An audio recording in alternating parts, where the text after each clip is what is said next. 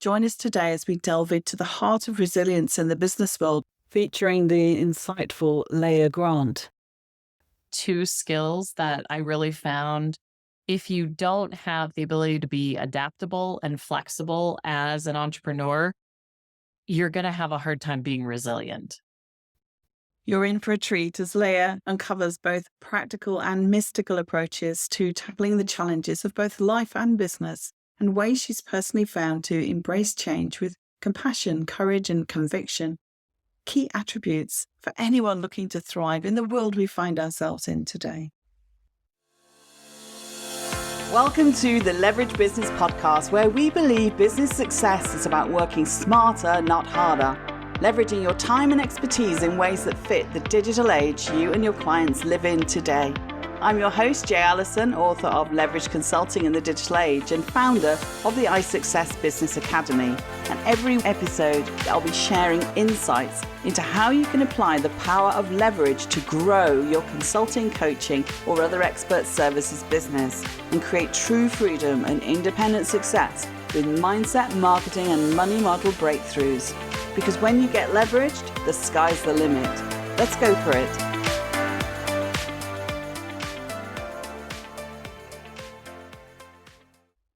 Welcome to a very transformative episode of our Rising Resilience series featuring women entrepreneurs I have the privilege to know and work with as business strategist, coach, and friend. Join us today as we delve into the heart of resilience in the business world, featuring the insightful Leah Grant. While Leah is a master certified coach through the International Coach Federation, the work she does with clients is way beyond coaching. She's a certified emotional intelligence practitioner and a certified neuro-linguistic programming practitioner. Leah is also a powerful intuitive and certified master psychic, which is balanced perfectly by her extensive experience in business. Whether you embrace these aspects of ourselves as entrepreneurs or resist them, I can tell you that Leah is as logical and practical as she is mystical and magical.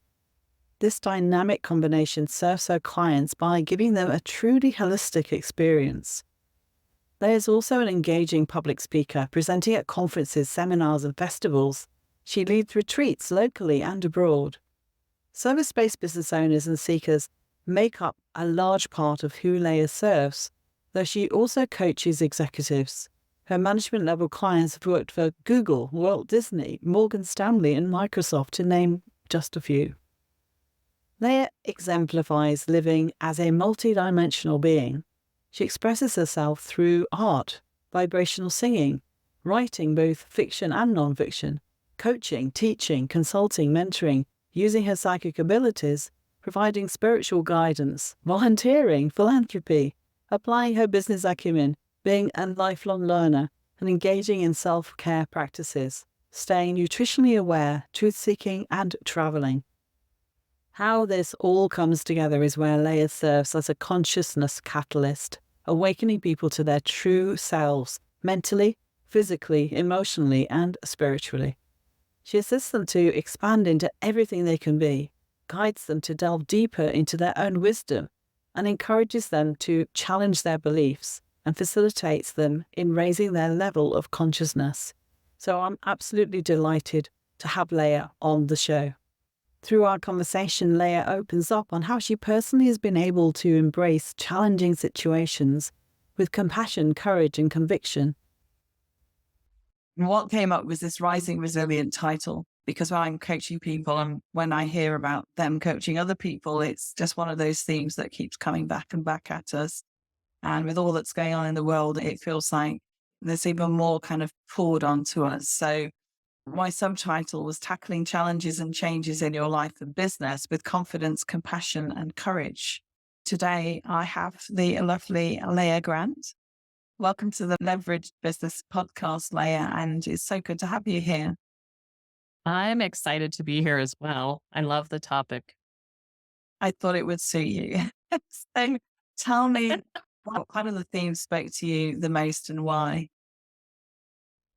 Honestly, every part of it. So I've been an entrepreneur for the last 27 years, and I've had multiple businesses. I've had some with business partners, some without business partners. And so Every single word in your title touched upon something that I've dealt with at some point in time in my entrepreneurial journey. Were there any missing words? Oh my gosh. Flexibility, Mhm. adaptability. Those are two skills that I really found if you don't have the ability to be adaptable and flexible as an entrepreneur, you're going to have a hard time being resilient. Really good point. Yeah. Yeah. So we'll dive into your experiences in a moment, but just for context, tell us a little bit about the work that you do and who you help and how you help them. Absolutely. So, right now, my business is a combination of coaching, healing, and spiritual mentoring. I work primarily with high achieving women who are wanting to weave their spirituality into what they're offering into the world so that their business is very purpose driven. But at the same time, they have a high value on their health and want to make sure that, as opposed to what's been done in the past, perhaps by them and often by many of us as female entrepreneurs, is that our health takes a back seat to our success. And then we end up burnt out or sick and having to take time off to reevaluate. And so when I'm working with the women that I'm working with, the idea is either that they're recovering from that or that we're organizing their life and their success to not have to get to that point. Yeah, that's very succinct and it paints the picture of a lot of people that I know, including probably both of us. So, with your clients, what is it that shows up in terms of anxiety and stress and overwhelm? I realize those are three different things. How does it manifest, the early signs, particularly? Yeah, the majority of my clients tend to be more in overwhelm than I would say in stress or anxiety. And part of the reason for that is because they've learned how to manage any kind of stress they've had in order to get to the level they've gotten to. Because most of the women I'm working with, they're high achieving, they're high earners, and they wouldn't have been able to make it that far without figuring out, like, how do I deal with stress on a day to day basis? It comes with the territory. Yeah. However, overwhelm is something that can happen in a moment because most of my clients are working at what I would call their cup is full. And so you pour a little more in and it's overflowing. Uh, And I've had the exact same experience, given that I'm a manifesting generator in human design. I love having lots of projects going at once. So I can hold a lot. But when you throw those extra two or three balls in for me to juggle, all of a sudden the apple cart is teeter tottering, right? so how do you recognize that your cup is already full? Yeah, until, before that extra thing is added to it where it overflows and falls over or whatever metaphor we're leaning into. Right. I don't know that I've gotten great at that. I love my cup right at the edge because I like to have the abundance and the fullness. And I'm actually okay sometimes if a little spills over. It's when there's a flood that Yeah. it becomes, Got it. right?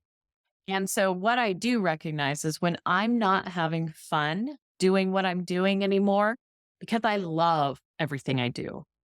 I write, I have my own podcast, I have journals I do, I write romance novels on the side under a pseudonym.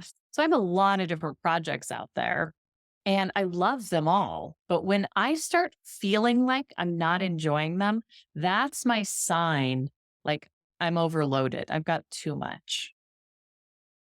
That's a really good insight. And it's funny because, sometimes it's hard to separate that from the fact that when we run a busy business, there's always parts of the business that we don't like doing, so it's not always fun. But what I'm hearing is if you're finding the things that you usually should find fun, less fun, then something else is going on. And yeah, that's the time to rethink. So is that correct? Is that how you? Yes, absolutely. Yes, because there's obviously, and as a business owner, there are things that we need to do to make the business run and run well and efficiently. that maybe aren't our favorite things to do, that we haven't gotten to a point where we can delegate them yet or hire somebody to do them for us. But having an awareness, like those are the things I don't enjoy, but I always don't enjoy them. Yeah. Right. Versus the things that like, I really love doing this. I love doing this. But then it starts to feel like a chore Yeah. or to do item on your lists. That's where my warning signs come up. That's really helpful. So those are sort of danger signs to look out for. And I So see that in my clients too, because they'll say, I just don't feel motivated to do XYZ, yeah. even though I know it's their passion. That's when I know, like, okay, let's unravel what's going on here.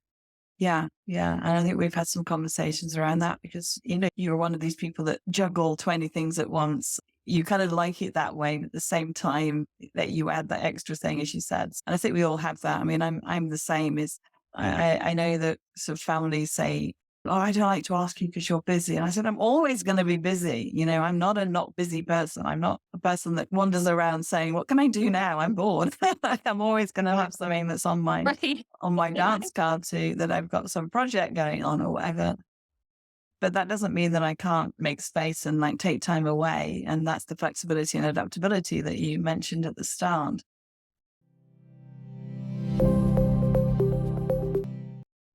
In terms of your clients, then let's go back to that. We've talked about the danger signs of when things aren't fun. How do you start to broach that with them? And this is something that I think entrepreneurs who are listeners to the show are likely to have their clients as well. And I think sometimes it feels like a difficult conversation to say, "Hey, I'm noticing that you're a little bit twitchy at the moment, or you're a little bit this." And it feels like you're telling me that you don't like my mood today or something. How would you start to have that conversation, open up the conversation of what you're noticing? Sure. So, what's funny about me is that I have several clients who have said things like, Leah has a velvet sword, because I have that ability to just softly slide right into the truth of what's going on with them. And I ask questions.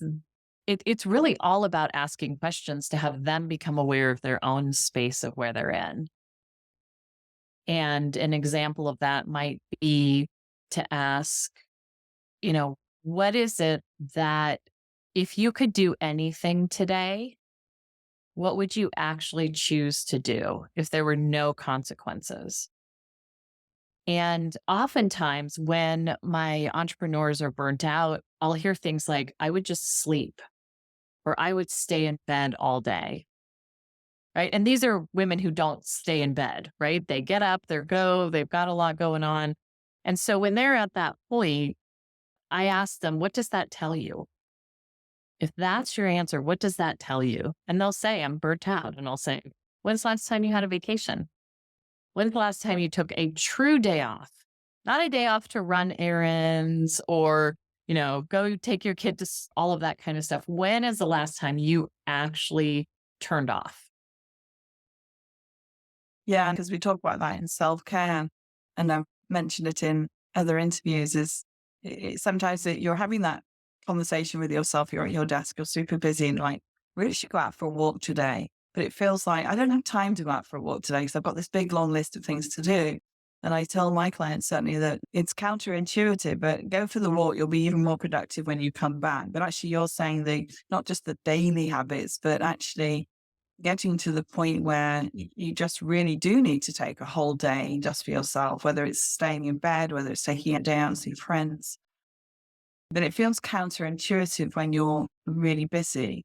So is part of the answer planning for it before you kind of have to do it? Well, I'm a big fan of putting yourself in your calendar first. So go through, schedule your massages, your facials, your exercise routines, your whatever it is that you do that feeds you. For some people, it might even be your lunches out with a good girlfriend. Put those in the calendar first and then plan your business around those things. And then you'll always have the downtime that you need because you're giving to yourself in some way, if not every day, at least every other day. That's kind of like put your own mask on first. It is like that, but it's, I think, more strategic than that because as entrepreneurs, our time is often our money. We're trading our time for money. If you are a business where you're a practitioner, where you're a coach, where you're a trainer, where you're a speaker, even if you're doing, public relations or an attorney where you're billing out, other people's time as well, but you're billing your time out. And if you don't actually value yourself as much as you value the time you give to others, you're going to eventually break down. That is so true. I mean, that's an incredibly useful reminder for everyone. I mean, you are your best asset, so take care of yourself, essentially. Right. So, yeah, I love that. I'm glad you came back to me on that one. These things are stuff we all know. We have to do some of these things, right? Whether it's daily habits, whether it's take more time for yourself, etc. How do you start these resilience generating habits, if you like? When do you start building them in? I am a big fan of what I call piggybacking. We already all have habits we do already. So, what's something you do every single day? Brush my teeth. Okay. So, brushing your teeth is a great one. What other habit could you stack on top of brushing your teeth? You could brush your teeth and do eye to eye with yourself in the mirror and say positive affirmations. You could brush your teeth, and then when you're done, you can have your gratitude journal next to you on the counter and pick it up and say, these are 3 things I'm excited about today. So that piggybacking onto habits that already exist make it really easy to pick them up quickly. And especially if it's right next to you as well, and you make the habit of putting them together. I love that. It's funny because I have a woman, one of my clients, she keeps one of her books on top of her coffee maker. So as she's making her coffee, she starts reading the chapter in the book. As she's drinking her coffee, she reads the chapter. Then she puts her book back on the coffee maker, and that's her reading time for the day. right, Whereas she said, if my book wasn't right there, I'd probably pull out my phone and start looking at very emails, true. right? Yeah. And so this way it's that piggybacking onto something she's going to do anyway, which is having her coffee, and she gets in her motivational reading for the day. Wow. Well, yeah, it depends what book you're reading. It's like, I think I'd struggle a little bit with that because, some of the books that I read, I want to sit down with them for an hour. So I need to piggyback something that is sitting down for an hour. And I think often I go to habits like put yourself in front of the TV or, at best go for a walk, but we're often plugged in all the time. And so I think that's also a bit of a problem is like actually just holding that space and not filling it with things all the time and just having space and quiet. The noise, I think, is an expression that people have used. So how would you see that in relation to the piggybacking where you're trying to be ultra productive in terms of how you put these things together? Well, I'm a meditator and I encourage meditation for people. One of the styles of meditation I really enjoy is Vipassana style, which is stillness and silence. And you literally get into a space where you sit completely still in silence for however long. An hour is the appointed time to do it, but you can do it for 5 minutes. You can do it for 10 minutes. However, if you're not a person that likes to sit still, because a lot of people aren't, I designed a form of meditation called ecstatic meditation. And ecstatic meditation is movement and mantra. So you are dancing through a bunch of different elements and you're releasing anger and you're releasing sadness and you're releasing disappointment and shame and blame as you dance through this meditation. Now, yes, it's active, but your mind is not in this, right? It's all very somatic. It's very embodiment work. There's so many people that can't sit still and find meditation and even journaling, even though that's a doing thing, it's too much stillness. So I like that there is something else for those people.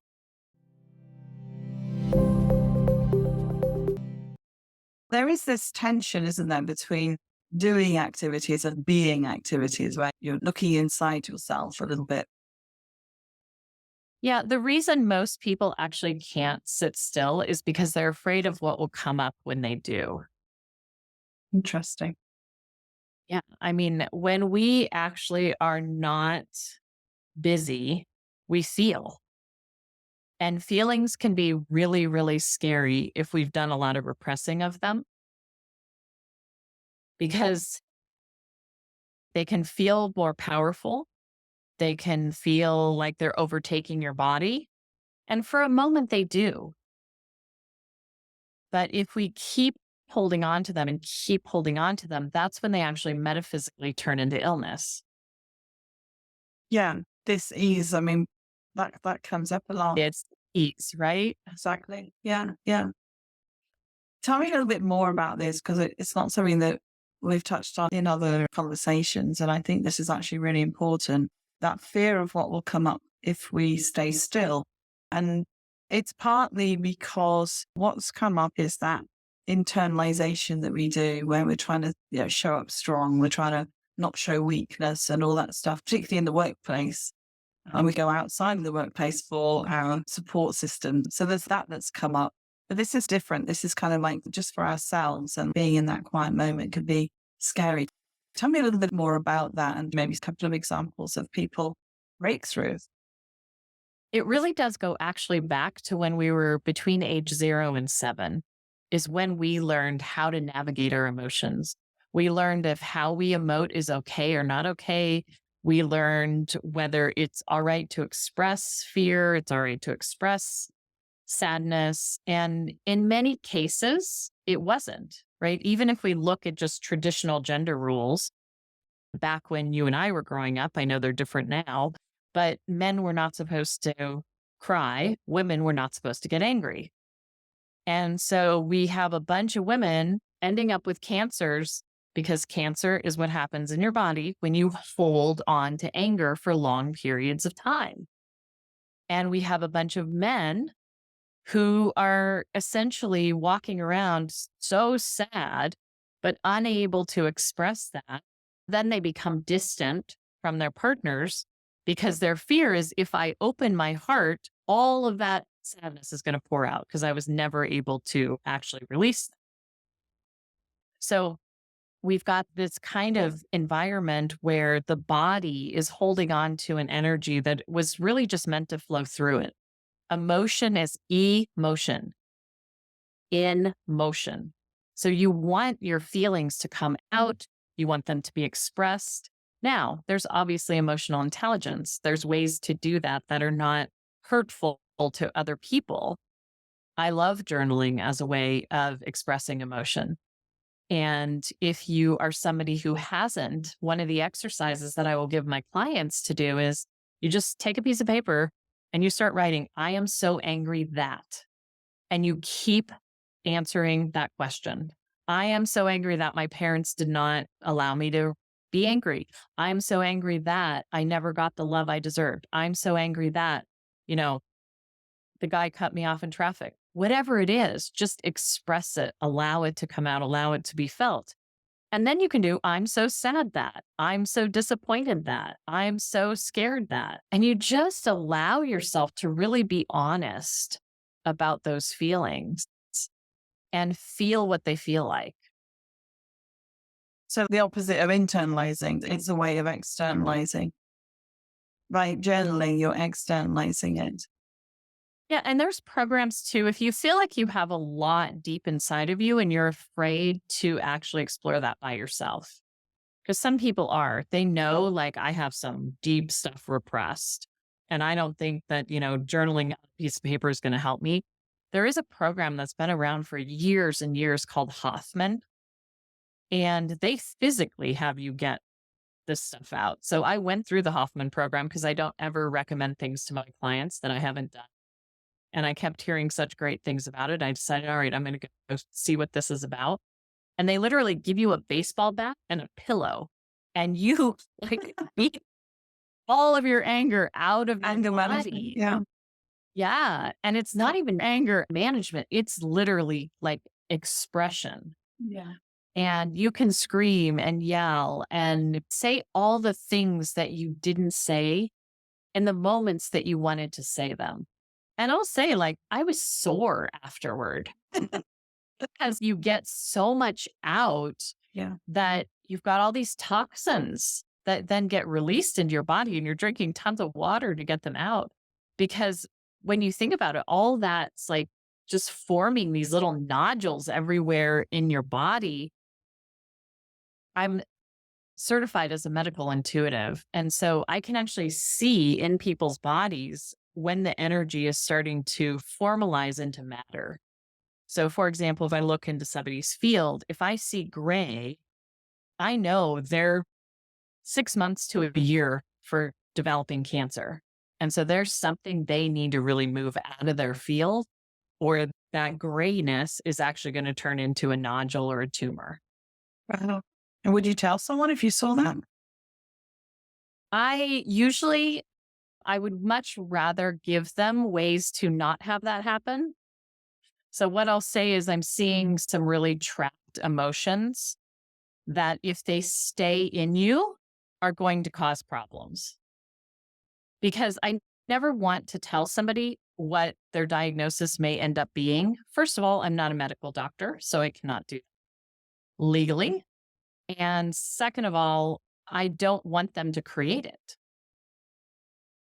So if I Yeah. say, oh, if you don't do this, you're going to get cancer. And then they in their mind go, oh, I didn't do it. Now I have cancer. I don't want to contribute to that. No. But what I can do is give them positive things to you know, do a lot of emotional release techniques. There's so many things that we have at our disposal these days to be able to work with this. But it is a commitment. And a lot of people are really afraid of what lies within them. That's kind of scary, but also it's also quite refreshing in the sense that we're all the same. We're all carrying these things around. It's like sometimes I think we feel that we're the only one that's got all of this, and we all carry our own stuff.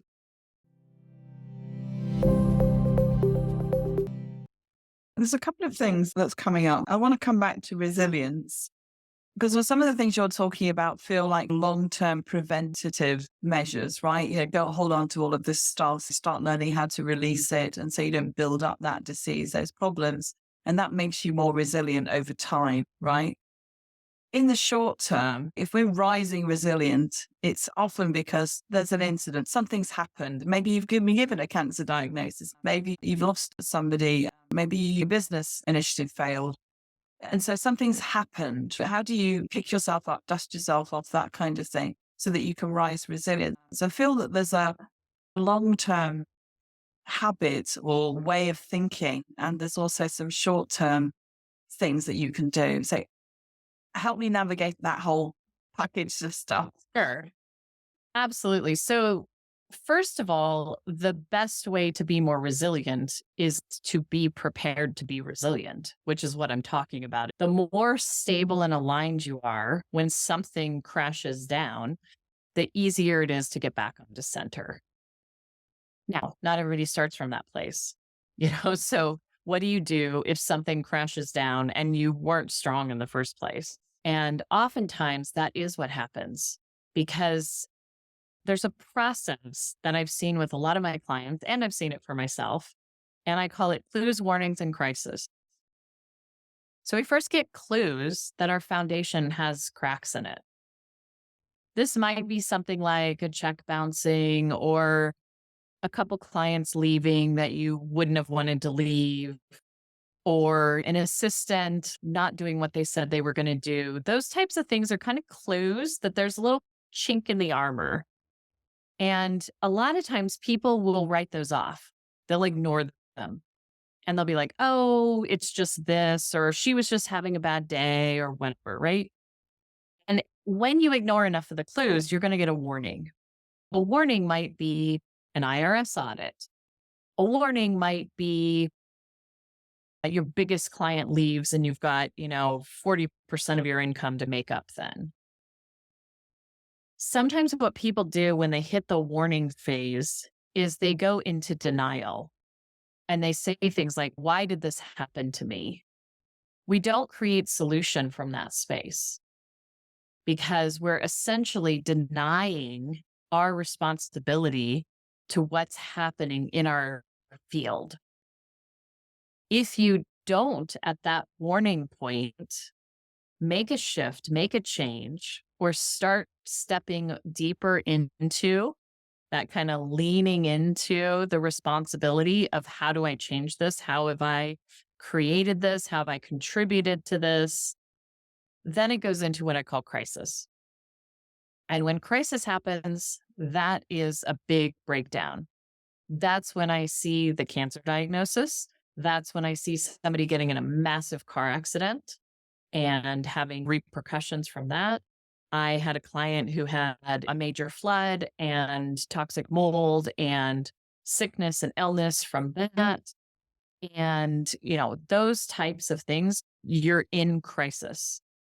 And to me, crisis is a huge invitation to rework your entire framework and to say, what is my life trying to tell me right now?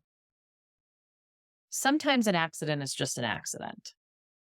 But if you look back and you've got clues, warnings, and crisis, it's not just an accident. It's a culmination of you not paying attention at a deeper level to a message that's being given to you. And it could be go in a different business direction, start serving people in a different way, stop and start taking care of yourself, live your values. How do you hear those messages, like those specific messages? How do you know what is the message that's coming out of that? It's all about going within. It's about asking, it's about getting quiet and saying, what is this telling me? And I have to tell you, the many people that I've worked with, they know already. They're like, I've known that I needed to stop doing XYZ, but I kept doing it. I've known that I needed to give my health more attention, but I've kept putting it off. Most people know, like intuitively, they've known and they've just been pushing it aside, pushing it aside, pushing it aside. Or you just do some exploration around what might it be? What could this be telling you? The big message out of this is that resilience isn't something you put a band-aid on. It's major care, continuous care of yourself and finding the things that work for you and not ignoring the warning signs. Those are the key things that I've got out of this. Yeah. Yes, absolutely. And, to the words that you chose for this, courage, compassion, confidence, it comes down to having the courage to really look deep into yourself and at your situation and allow it to show you what's next. And then having the compassion with yourself to say, okay, I know I had some hand in this, but it's okay. Like I did the best that I could in the situation that I had. And so I think that compassion is really important because when I see people not being compassionate toward themselves, they can't get back in, they don't bounce back because they're in self blame, they're in self hate, they're in self loathing, and you don't create solutions and you don't see possibilities from that standpoint. That compassion, it's really compassion for self that is so important. And from that, you birth your confidence to say, you know what? I built a business once. I can build another business. Or, hey, this didn't work, but you know what? There was a reason it didn't work. So let me figure out that reason and try it again. My first business failed miserably. I did not know what I was doing. I had a graphic design business. I'd left a cushy corporate job and thought like, oh, I'll just, hang out my shingle and people will just come use me. And my old company actually contracted me back and I did some great work for them. But then after that, I was like, well, where are my other clients coming from? Like, why isn't nobody coming to me? Yeah. Right.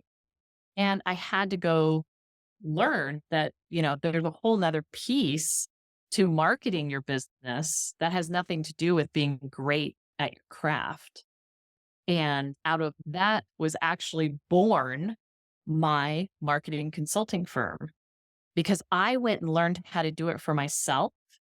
And so then I started teaching software engineers in the dot-com boom how to do it for themselves because they were engineers. They were Yeah. not marketers. But I understood their plight because I'd been through it. So my failure became my next success or informed my next success.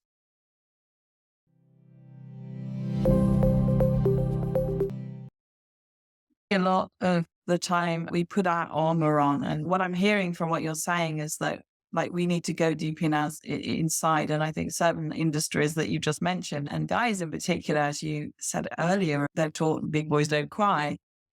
They find that really hard. And there's like, no, I'm not doing that fluffy stuff. I'm not doing any of that. And obviously there's some females who are a bit like that too. So that armor that we put is what you're saying is blindsiding us to the deeper like connection inside ourselves that we need to do to find the possibilities. Yeah. Powering through will only get you so far.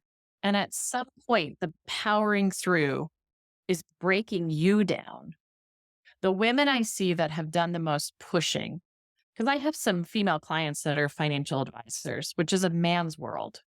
And I know this sounds very genderistic, but I mean, look at the numbers. You can just go in and like you can see there's very few females in that business at the higher levels. And the ones that are at the higher levels really like pushed and pushed and pushed. And a lot of them, they're burnt out, they're ill, they're overweight, and they're unhappy, but they can't stop because they've created this engine that keeps them in the space that they're in. So this is where I say you've got to slow down and step back enough to say, what is the message that my body is giving me? The body is so intelligent. It's so intelligent. It knows. It will tell you, like, eat this, take this road, don't take that road. But we have been trained out of listening to our own intuition and our own inner guidance and been told that experts or people outside of us know better for us. It's true. And there's a whole post-industrial movement that we're very much led by that more mechanical way of doing and structuring and process. And we're leaving sight of that intuition. There was a wonderful program which was around getting back to that intuition. And a lot of us, I think, have lost sight of that. Completely. Our brain works like a computer, which means that it can be programmed by anything coming into it. So if you're watching TV, if you're listening to the news, if you're listening to educators, if you're hanging out with a certain group of people, if you're reading certain books, it doesn't matter what it is, anything that you're inputting is programming you. So you want to be very, very selective as to what you allow to be downloaded. I Yeah. I personally stopped watching all TV. Yeah. I rarely even watch a movie because there's so much predictive programming in it. There's so many messages in it. We now have advertising like layered into all of our programs. Here, eat cereal. There Yeah. you see the brand name. They're driving a car. Oh yeah, this has great features. I'm like, what does this have to do with the show I'm watching? Right? Absolutely. Um, Don't even start on social media. There's a whole other avenue that you can explore in subliminal messaging that we get. And we're exposed to it so, so much. What you just said was really key. Social media influences our resilience because we see people on social media that seem to be like way up here in their lifestyle and what they have, and it's all a facade. Mm. And so it gives us the message that either we have to be here or we're a loser. Yeah. And this is why I think we've also seen so much depression, so Yeah. many suicides in people that spend the most time on social media, because it's teaching them not to be resilient. It's teaching them there's this way or this way. And if you're not these, you're out. So what I'm hearing from that is we are actually a lot more resilient than we think if we remove some of those things which is blindsiding and or blinding us to our own like intuition and way of dealing with things. It's showing We us are a bigger creating. gap than there actually is. How long have humans been on this earth? We are intensely resilient. We have endured floods and dinosaurs and, not having plumbing and not having vehicles and pandemics. And we are intensely resilient. I was going to say that's a great note to end on because how true is that? But I actually want to ask you, what's the one positive superpower, the rising resilient for yourself and for your clients that you would point to, your go-to thing? What would be that one kind of zap that you would say to rise resilient from a setback? Reframe. And it's both a tool and a skill, is to reframe, because we live not from reality, but we live from our perspective of reality, our perception of reality. So you can perceive something as being the absolute worst thing that's happened to you, or you can perceive it as the best thing that's ever happened to you.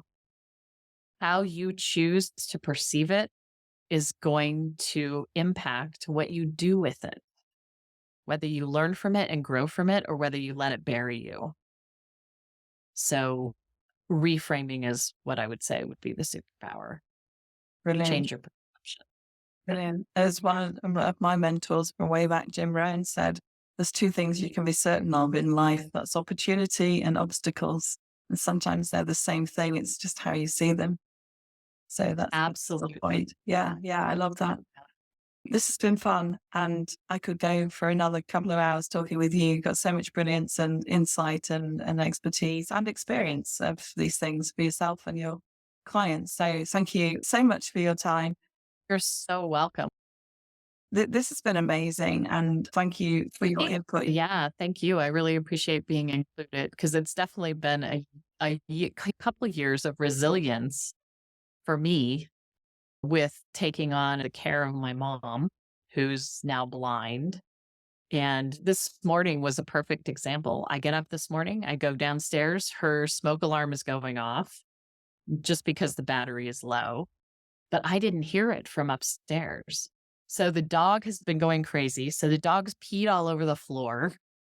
My mom is like exhausted because she's been up for like however many hours this thing was going off.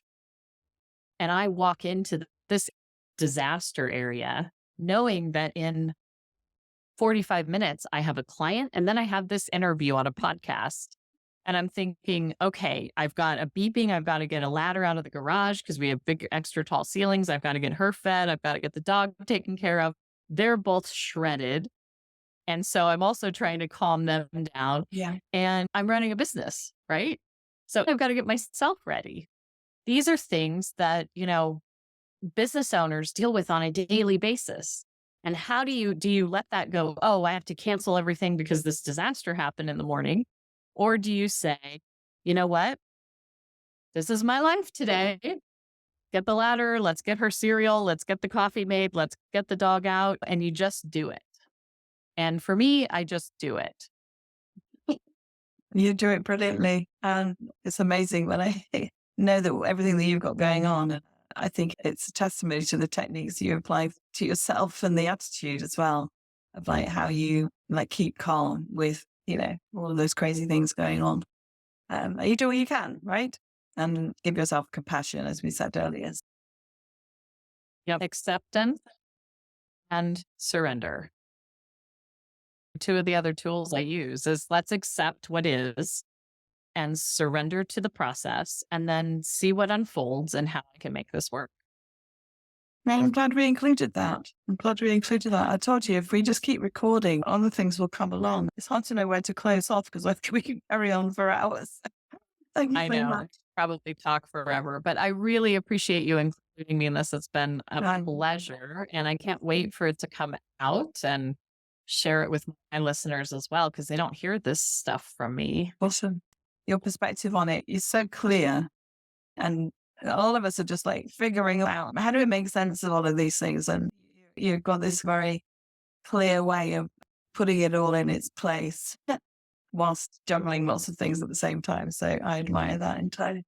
So thank you, Leah. I will see you soon. Absolutely. Have a great one. Thank you for listening to the Leverage Business Podcast. Want to create leverage in your business? Did this episode provide some insights and ideas to be thinking through? If so, subscribe so you get alerts when the next one's released. If you want to learn more or would like help and support with building a leveraged business that achieves true freedom for you, then head over to jallison.com/podcast to find all the resources and links that go with this show on my website and to join our iSuccess community. And if you're enjoying our content, it would be great if you could pop into Apple Podcasts or the app you listen from and leave me a rating and review. Everyone makes a difference to improving our rankings. So thank you if you've done that already. I appreciate you. So hey, that's it. Thank you for listening. I hope you've loved this episode and have some great takeaways to be thinking through. I wish you a pleasant, productive and profitable week, and I'll see you again next time for another episode of the Leverage Business Podcast.